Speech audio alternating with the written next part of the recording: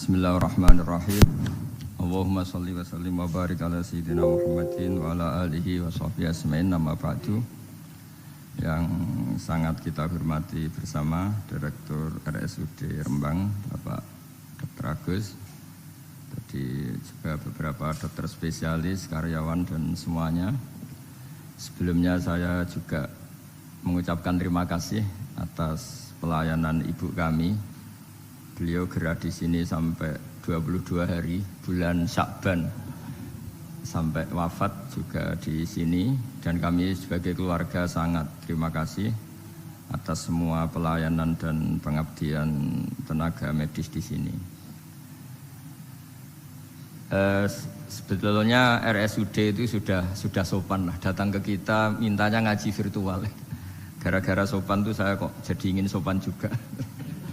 Akhirnya saya yang datang ke sini ini. Biasanya yang lembaga-lembaga besar itu agak-agak enggak sopan itu, ngatur-ngatur orang. Ini kok baik gitu. Padahal BPK ngajinya di saya. Lembaga negara, Kemenku pernah ngaji di saya virtual. Tapi RSUD kok kayak kasihan, jadi saya terus iya, jadi hakul jar kira-kira itu karena tetangga itu.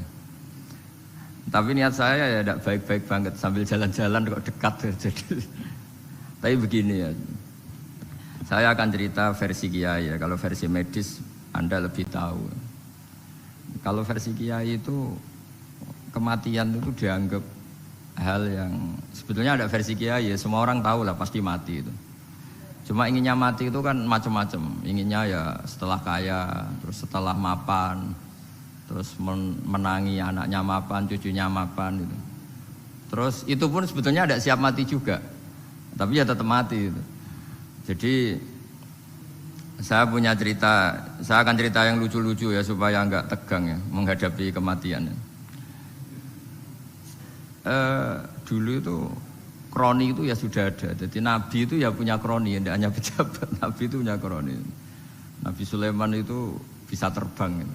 Ya mulai dulu manfaatkan angin. Jadi angin itu mulai dulu memang luar biasa. Dimanfaatkan orang sekarang, mulai tenaga angin, pakai rem angin. Mulai dulu angin itu luar biasa. Nah itu teman dekatnya Nabi Sulaiman tuh ya agak sopan tuh bilang gini, itu Pak Nabi itu kalau nanti ada malaikat Israel saya pinjam anginnya supaya tidak bisa ngejar saya katanya. Jadi mulai dulu tidak hanya pejabat, Nabi pun ya punya teman yang agak-agak gimana itu. Suatu saat malaikat Israel disuruh nyabut orang, misalnya namanya siapalah. Nanti saya sebut ada yang tepaan sama nanti tersinggung, ya semuanya siapa gitu. Yang jelas namanya ada Agus dan Bambang karena bahasa Arab itu. Itu orang ini cabut di India ini. Nabi Sulaiman kira-kira ya di Palestina kira-kira itu. Si orang ini ternyata di dekat Nabi Sulaiman. Nah karena Nabi itu kan orang hebat lah, sehingga malaikat ya kadang silaturahim ke para Nabi. Israel sendiri ya kadang-kadang silaturahim ke para Nabi. Silaturahim yang paling enggak disukai ya silaturahimnya malaikat Israel. Datang ke Nabi Sulaiman, sebenarnya niatnya silaturahim. Ternyata ketemu orang itu, kaget malaikatnya. Waduh ini gimana ini? Kok saya disuruh nyabut di India, kok orangnya di Palestina. Nabi Sulaiman kira-kira di kawasan Palestina, di wilayah yang katanya Israel itu. Karena Palestina kita tahu kan, menurut pemerintahan Israel itu wilayah Israel, menurut Palestina pemerintahan apa? Palestina. Tapi Indonesia alhamdulillah sampai sekarang itu nggak mau atau tidak punya hubungan diplomatik dengan apa? Israel. Sehingga kita harus mengistilahkan Palestina untuk warga Indonesia. Kaget malaikat ini, katanya disuruh nyabut di India kok ada di sini. Nah si kroni ini, si orang yang itu melihat malaikat Israel, entah kenapa kok dia bisa melihat itu. Mungkin punya kekuatan tertentu karena dekat Nabi. Kaget dia. Malaikat melihat dia karena janggal ya, disuruh nyabut di India ke orangnya di Palestina. Si orang ini melihat malaikat juga takut. Malaikat itu punya hawa yang luar biasa. Akhirnya bilang ke Nabi Sulaiman, ya Nabi Allah tolong pinjemin saya angin untuk saat ini juga saya bisa terbang ke India.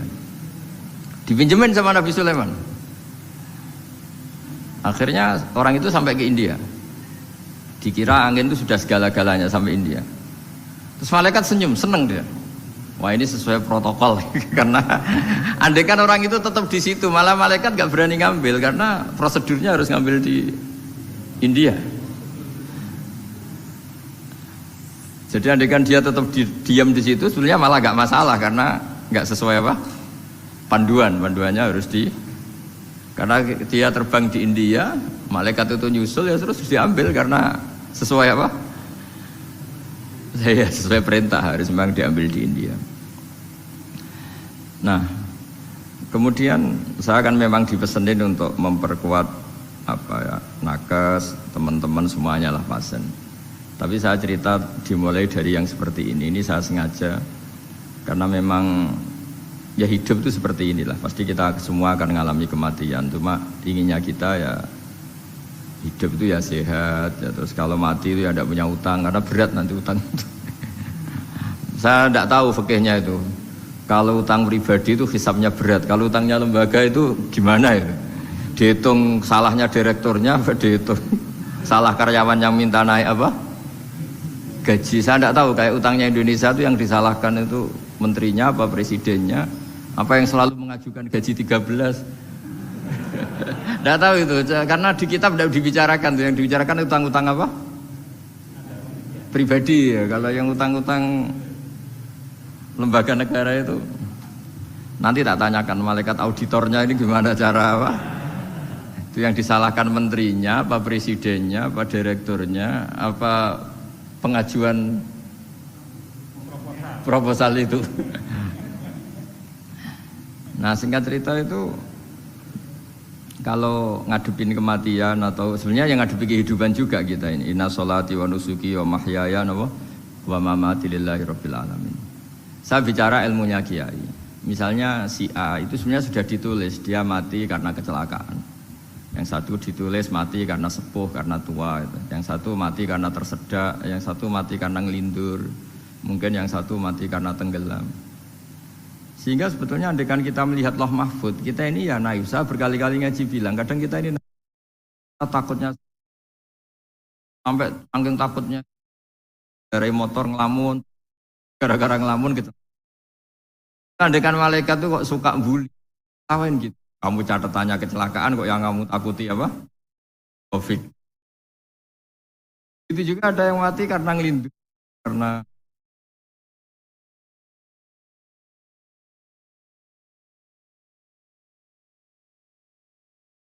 takut kan, takut Pak. Kalau kita mukmin sejati yang kita takutkan keadaan mati. Karena kalau mati itu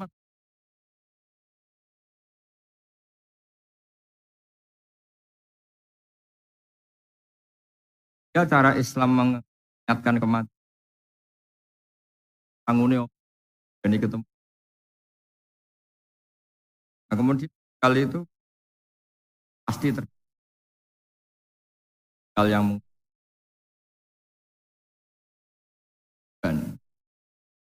hal punya sejarah. Tentang sejarah misalnya kita pernah hidup menanamkan kebencian sesama itu terus ke bawah. Anak cucu kita dikandani jogeman cocok wong iku musuh bapakmu, mbahmu itu. Sehingga anak cucu itu dendamnya diwariskan. Wong dendam kok dia apa? Wariskan. Termasuk utang itu. Ketika kita jabat ingin rumah sakit ini mewah, terus pikirannya kok sedadi, aku seleren semikir direktur berikutnya. Itu tidak tahu itu nanti hisabnya ke siapa. Saya ulang lagi ya. Maka dalam satu ayat dikatakan laqad kunta fi ghaflatin min hadza fakashafna anka ghita'aka fabasarukal yauma hadid. Manusia ketika di dunia itu dianggap tidur. Tidur itu dengan tanda kutip itu bodoh. Bodoh itu tidak tahu. Fakashafna angka ghita'aka. Nanti setelah kamu mati itu pinter. Tapi ketika Anda pinter sudah meninggal, sudah tidak bisa memperbaiki kesalahan-kesalahan kita. Nah, kenapa kita dikatakan sekarang ini tidur? Karena kita ini sering menyaksikan sesuatu yang sebetulnya tidak ada hubungannya dengan kita. Tidak ada hubungannya dengan kebutuhan kita. Misalnya kita ngelamun, berkhayal, ingin hidup kaya raya, sejahtera, jabat, orang lain anak buah semua. Ternyata itu nggak penting ketika kita di akhirat. Yang penting adalah Anda meninggal dalam keadaan menghamba kepada Allah Subhanahu wa Ta'ala. Saya berkali-kali ngaji, kalau saya berkali-kali bilang, andai kan hati kita nanti direkam Allah, nanti di akhirat sudah direkam, orientasi kita direkam nanti. Pak Agus misalnya ingin punya mobil, punya rumah mewah, punya apa, terus orientasinya gitu. Di depan Tuhan yang menyuruh kita, mensyariatkan kita, inginnya itu ya jadi hamba Allah terbaik, jadi kekasihnya Allah, jadi hamba yang bersujud, dari hamba yang bersedekah. Jadi ini kan tidak sambung, ada cita-cita versi Allah yang dianjurkan Allah, yaitu bercita-cita jadi hamba yang soleh, yang bermanfaat, yang memanfaati orang banyak. Kemudian ini ada cita-cita yang hadzun nafsi, ingin mapan, semua orang anak buah. Hal-hal seperti ini itu harus kita jaga, jangan sampai terjadi. Makanya di semua kitab, pertama mendahulukan bab niat. Niat itu ya faman kanat hijratuhu ilallah wa rasulih fa hijratuhu ilallah wa rasulih. Orang baik itu orang yang orientasinya itu menuju Allah Subhanahu wa Ta'ala.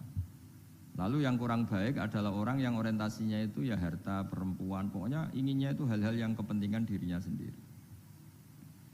Nah, lalu kenapa kita kadang tidak tahu? Ya tidak tahu itu karena tadi kita kalau tidak wiridan itu tidak punya efek samping kan. Tapi kalau kamu nggak punya uang kan terus lemes. Karena ngerti itu terus uang itu penting, wiridan tidak penting. Nah, dari kesimpulan itu sebenarnya kita menjadi bodoh.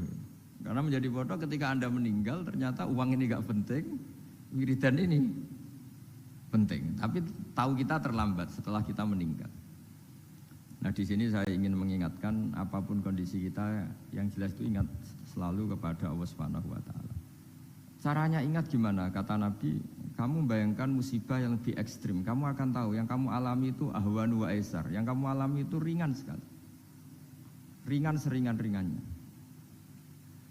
Saya beri contoh ya, kalau Anda belajar, kalau dalam bahasa pondok itu falak, mungkin kalau bahasa umum itu apalah, ilmu apa. Misalnya orang ahli meteor, ahli apalah, ahli perbintangan. Ketakutannya pasti benda langit ini jatuh kemudian menimpa bumi. Nanti kalau Anda ahli geologi itu takutnya bumi ini likuifaksi karena sumber daya alamnya sudah begitu dikeruk, dimanfaatkan. Nanti yang ahli teroris atau yang ahli ekstremis itu takutnya itu ada teroris. Yang ahli sosiologi takutnya Indonesia itu chaos. Kalau chaos ya saling bunuh, saling. Jadi semuanya ini ketakutan ini semuanya mengarah terhadap kematian. Kecelakaan lalu lintas ya menjadikan orang mati, likuifaksi kayak kemarin di Sulawesi ya iya, gunung meletus, gempa, tsunami. Nah, ketakutan yang menjadikan kematian punya banyak. Kalau baru tsunami aja ya orang takutnya ke tsunami. Nanti kalau ada kematian gempa ya takutnya gempa. Kalau temanya Covid ya takutnya Covid. Terus kalau ada tetangga mati karena ngelindur ya baru gue nak turu hati-hati kok nak mati ngelindur. Jadi, nah masalahnya kan kita tidak tahu, nggak tahunya itu.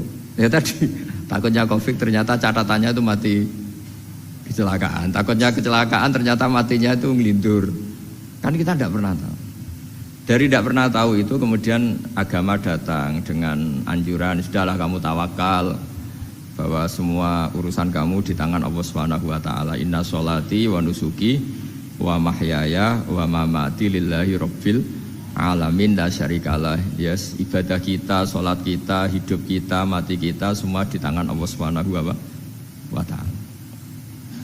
Sehingga dengan berpikir begini ini melihat Covid itu ya kayak melihat potensi kematian yang lain, kayak karena gempa, likuifaksi, kecelakaan, karena ngelindur, karena macam-macam.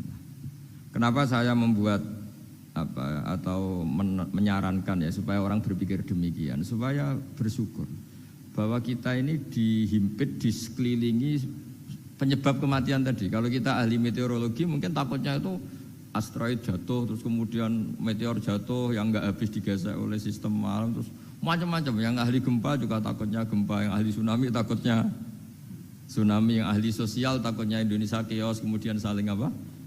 Bunuh, saling apa dan sebagainya dan sebagainya. Nah, dengan keadaan seperti ini kita ini baik sekali. Bukan sekedar baik, baik sekali. Kita tidak mengalami chaos sosial, kita tidak mengalami likuifaksi, kita tidak mengalami benturan benda langit di bumi kita. Karena itu sekali terjadi, bukan 1-2 lagi, tapi habis seluruh Indonesia, mungkin seluruh dunia. Nah, di sini cara Allah membuat kita selalu bersyukur bahwa hal-hal itu tidak terjadi. Jadi ada sebuah ayat yang Allah selalu mengingatkan, a'amintum man fis sama ayyakhsifa bikumul ardo fa idza hiya tamur. Kamu boleh sekali-kali berpikir, bumi ini justru potensinya itu likuifaksi, potensinya itu hancur karena di bawah itu ada magma, ada apa minyak, ada macam-macam. Ini kan di bawah ini kan ngerongkong cara Jawa itu karena diambilin terus. Piro-piro diambil ya ini ya ono masih bisa dipakai. Belum sistem bumi sendiri, wafil ardi kita mutajawirat, bumi sendiri itu berupa lempengan-lempengan. Setiap saat itu potensinya geser, sekali geser ya jadi gempa itu. Terus belum benda langit yang potensinya juga jatuh, sekali jatuh ya habis kita. Jadi yang kita ini dikepung sekian potensi yang bisa menghancurkan kita. Tapi nyatanya, mulai Nabi Adam sampai sekarang itu ada kehidupan, ada khayal. Sing Joko ya kepengen payu rabi, mungkin sing wis payu rabi ya mbah kepengen mbah roh. Macam-macam lah. Tapi yang jelas itu wong dikepung kematian kok ya khayalnya masih tinggi gitu. Lah enggak pernah ngayal ya orang yang utang ditagih itu, gak kober ngayal. Soalnya wedine tanggal kredit itu. Tapi ini saya cerita supaya orang Indonesia itu ngerti lah bahwa yang ngepung kita itu tidak hanya Covid. Banyak. Makanya orang Arab itu kalau ngendikan itu wa mal lam yamut bisayfi mata bi khairihi ta'addadatil asbab wal maut wahidu. Karena orang Arab itu kan dulu Arab sebelum Islam itu kan satu kabilah nyerang kabilah yang lain. Wah itu kan harus butuh orang-orang tangguh karena dulu sistem rezekinya kayak sistem Indonesia dulu lah. Kerajaan ini nyerang ini supaya satu kerajaan punya eksistensi harus mengalahkan kerajaan yang lain. Bahkan cerita-cerita itu sama lah di Indonesia di mana-mana. Nah itu pemuda-pemuda yang gagah berani itu karena punya pegangan tadi. Wa man lam yamut bisayfi toh mata biwirihi. Kalau kamu tidak mati di medan perang ya tetap aja mati juga. Sehingga mereka kendel gitu kata cerita orang dulu. Ta'addadatil asbab wal maut wahidu. Sebab kematian bisa macam-macam, tapi kesimpulannya tetap saja namanya mati.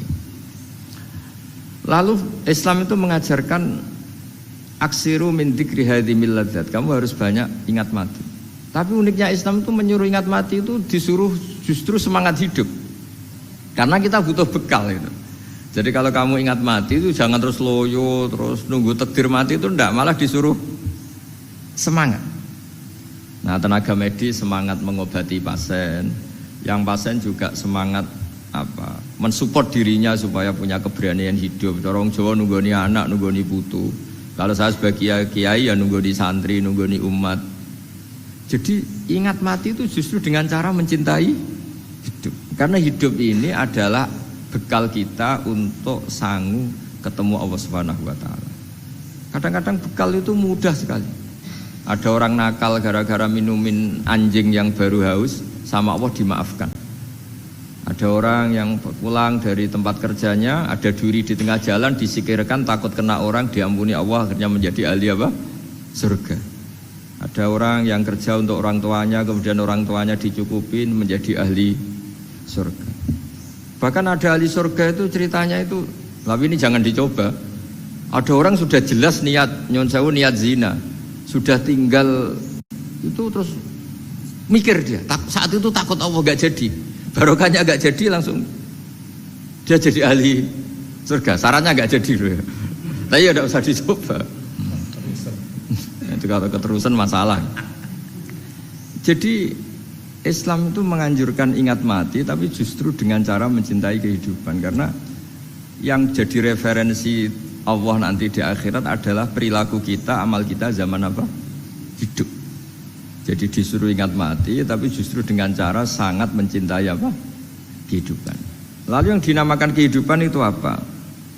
Ya kita-kita ini ada yang mengkhidmati agama, mengkhidmati orang sakit, mengkhidmati itu ya berbakti, membantu. Ada yang nata lalu lintas, ada yang nata keamanan kayak Pak Polisi, ada yang nata keuangan kayak Kemenku, macam-macam. Semuanya harus kita cintai, profesi-profesi yang oleh Islam dianjurkan untuk kita nekuni itu. Jadi saya mohon lewat cerita ini orang itu tidak fokus takut Covid. Kasihan Covid kan jadi tersangka pembunuh sini. Padahal di kampung-kampung orang lugu-lugu yang saking nggak ngertinya itu kalau dikasih sumbangan itu katanya itu salam neng Covid matur nuwun. Itu ribet kalau orang lugu-lugu itu.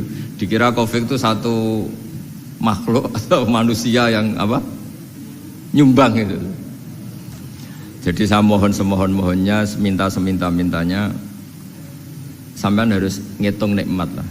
Dengan sistem meteor seperti itu di langit tidak jatuh ke kita, sistem bumi yang sudah ngerongkong gini tidak likuifaksi. Terus di dunia ini banyak kimia, banyak racun. Itu kalau misalnya meledak kemudian dibawa angin, mungkin matinya lebih massal. Ternyata semua itu nggak terjadi. Artinya nikmat yang sekarang kita dapatkan, kita nikmati sekarang itu jauh lebih besar ketimbang ketakutan kita.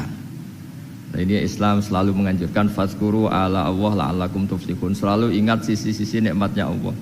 Kamu jangan hanya sisi wah kita dikepung Covid, kita punya istri judes, punya anak enggak nurut, punya atasan sadis, punya anak buah enggak loyal. Kalau gitu terus ya kamu enggak berani hidup. Yang diingat masalah terus. Itu salah, hidup seperti itu salah menurut Islam. Yang Islam menganjurkan fazkuru ala Allah, kamu ingat sisi-sisi nikmatnya Allah, bukan sisi-sisi kita hidup itu diuji. Saya punya sekian cerita ulama-ulama yang unik, yang punya nasihat itu. Jadi ada orang kaya raya dulu temannya banyak, anak buahnya banyak. Suatu saat dia miskin terus gak ada yang berkunjung. Terus dia ngeluh, curhat ke ulama itu. Ketika saya kaya yang berkunjung banyak, ketika saya miskin kok nggak ada yang berkunjung, kurang ajar betul teman-teman saya. Terus kata kiai itu lucu kalau ada nih, ya bagus gitu dong ketika anda miskin sudah ada yang berkunjung. Loh kok bisa? Ya misalnya kamu sekarang jadi buruhnya orang, pas disuruh-suruh dibentak-bentak, terus teman kamu udah datang, malah kamu jadi tontonan toh. Mendingan nggak udah datang, jadi kamu ketika buruh orang nggak malu karena teman-teman kamu sudah tidak datang. Ya alhamdulillah kalau gitu ya. Jadi dulu satu hal yang dia dulu nganggap problem, ya kan kalau kamu misalnya dulu kaya, temannya banyak, jabat, terus yang takut banyak. Ketika sudah miskin, Yun Sawu jadi buruhnya orang disuruh-suruh, terus teman kamu tetap do datang. Siap nggak ada? Siap datang apa siap tidak datang? Lebih siap tidak datang sebetulnya kan? Karena nggak jadi tonton. Akhirnya dia sadar. Ya gitu kalau dikeluhin istri saya ini judes, sering marahin gini-gini. Ya bagus dong marahin kamu. Kalau marahin tetangga malah masalah kan. Coba kamu punya istri kalau marahin orang lain pusing enggak? Mendingan marahin.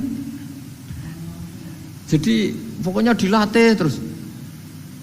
Lama-lama dia bersyukur. Nah termasuk cara kita melihat kehidupan. Ada doa Rasulullah SAW yang luar biasa. Ya Allah, jadikan kehidupan ini sebagai penambahan saya untuk berbuat baik. Wal mau tarohatan li min kulli syarrin. Kalau engkau takdir mati, ya anggap mawon ini mati itu berakhirnya semua potensi keburukan saya. Orang itu kan potensinya dua, buruk betul atau potensi buruk. Mungkin sekarang kita ada korupsi, tapi saja suatu saat kita korupsi. Mungkin sekarang kita ada salah, suatu saat potensi salah. Dan mati itu mengakhiri itu semua. Makanya saya berkali-kali cerita kalau ngaji, kalau orang-orang alim NU itu kalau ada bajingan mati tetap, dia seksa ini baik, dia. Itu tetangganya nggak mau semua. Wong bajingan kok darani baik. Tapi kiainya ngotot, harus disaksikan kalau ini baik. Akhirnya mereka bilang ya baik-baik. Padahal di hati kiainya sudah tidak bisa garong lagi, tidak bajing lagi. Ya baiklah gitu. Jadi sehingga orang-orang soleh itu melihat hidup itu ya biasa, melihat mati itu biasa. Karena hidup adalah sarana kita menambah kebaikan, dan mati adalah akhir dari segala keburukan kita atau potensi keburukan kita. Jadi Islam itu mengajarkan kita gimana menghadapi kehidupan, juga gimana menghadapi apa? kematian.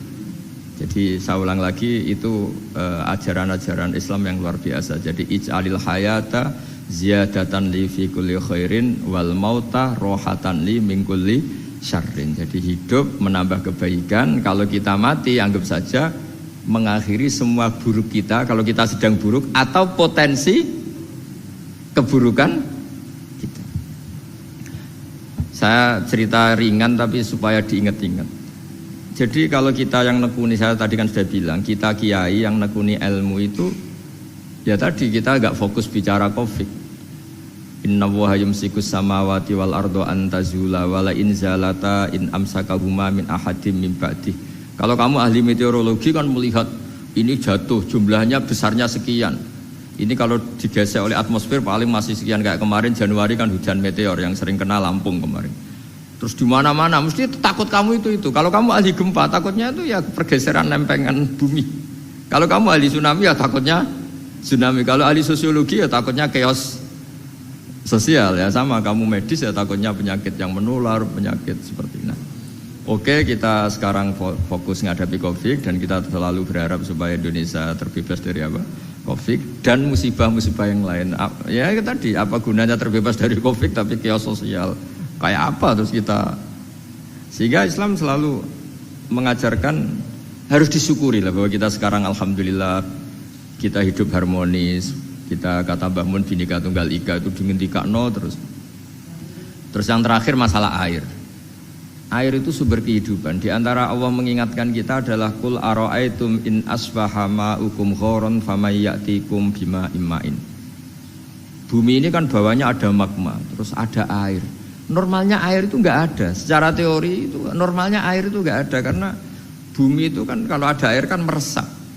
Sudah meresap bawahnya itu ada minyak, ada magma, harusnya air itu tersedot habis. Tapi orang saking angkuhnya, saking cueknya ngira air itu malah potensinya itu abadi. Sebetulnya kalau menurut teori alam air itu gampang hilang kan, diletakkan di bumi ya bumi itu meresap. Nanti bawahnya itu ada minyak, ada sebagian ada magma, ada macam-macam lah.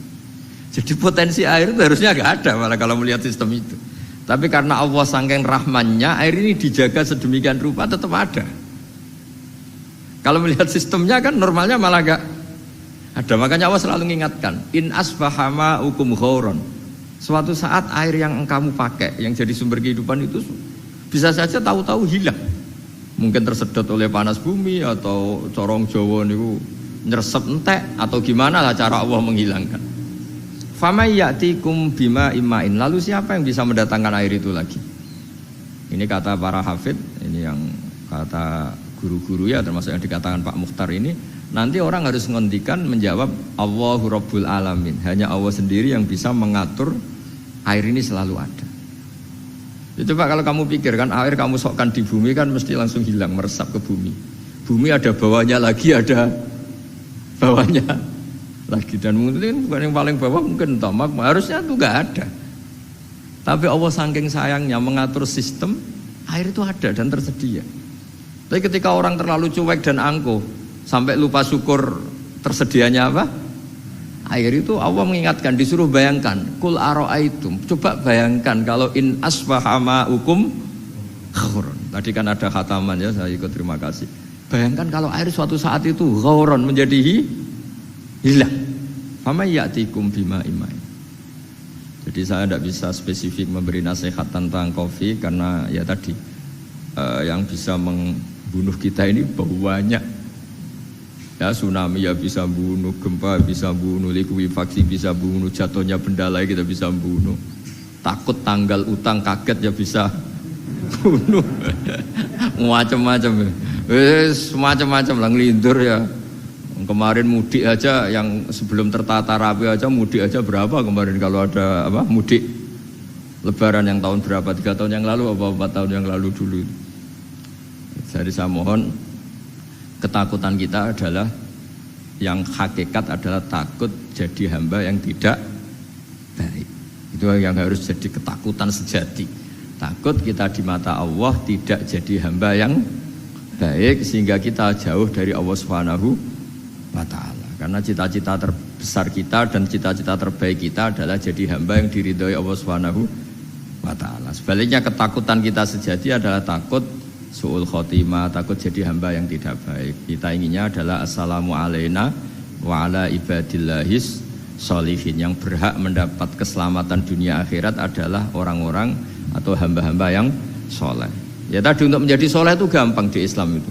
Tenaga medis nolong pasien ya ibadah, pasien husnudzon sama dokter ya ibadah, mengelola hidup, ingin hidup ya ibadah, anak ngurus istri ngurus, pokoknya anak yang ngurus keluarganya juga ibadah. Semuanya itu di Islam itu asal tidak maksiat itu dianggap apa? Ibadah. Dan untuk orang menjadi kekasihnya Allah kayak tadi, ada orang yang karena ngerawat hewan dijadikan walinya Allah, menghilangkan duri atau pengganggu di jalan jadi kekasih Allah. Itu cerita-cerita itu semuanya ringan. Bahkan tadi ada yang cerita sekedar ingin maksiat dan tidak jadi.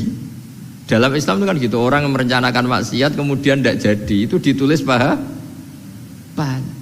Jadi gampang sekali untuk menjadi orang soleh dalam Islam. Kalau tidak bisa itu semua, kata Nabi, takufus syarroka anin nas fa inna sodaqatun minka ala nafsik. Kalau tidak bisa berbuat baik sama orang lain, yang penting tidak mengganggu orang lain. Terus kan enak turu ning omah ngelamun, bengak-bengok dhewe aja banter-banter tapi. Nak bengok-bengok banter-banter kan ganggu tangga.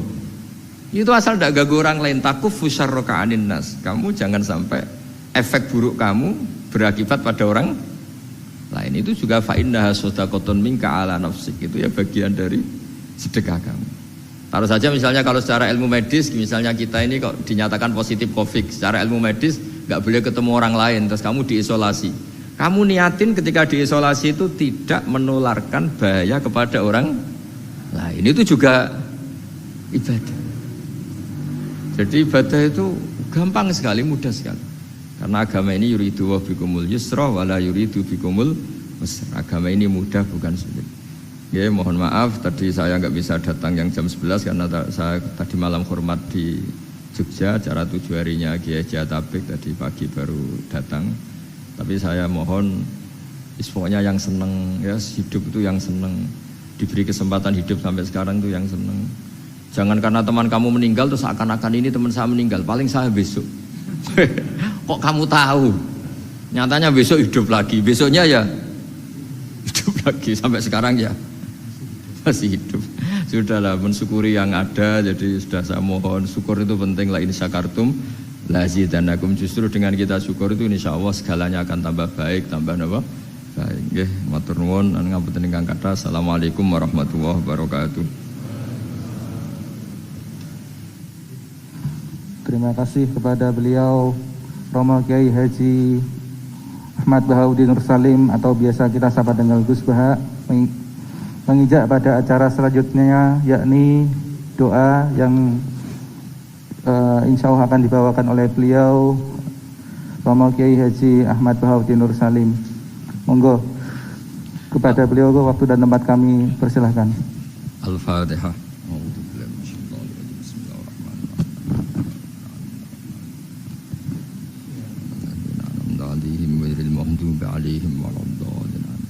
Bismillahirrahmanirrahim. Nahmaduka ya ghafur ya syakur ya rahman ya rahim ya syafi ishfina shifaan la yughadiru saqaman.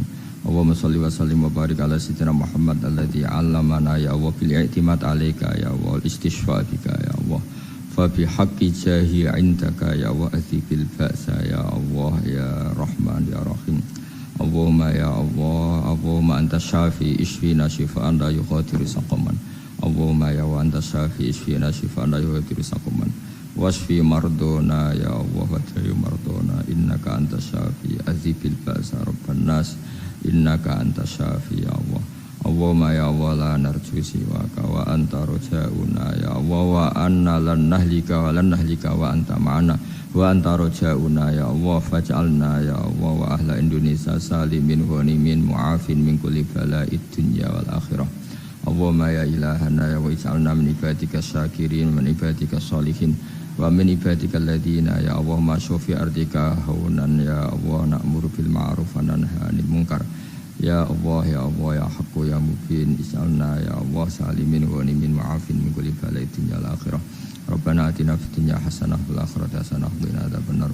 Sallallahu alaihi sayyidina Muhammad sallallahu alaihi wasallam. Subhana rabbika rabbil izzati amma yasifun wa salamun alal mursalin walhamdulillahi rabbil alamin. Sirrul Fatihah. A'udzu billahi minasyaitonir rajim. Ar-Rahman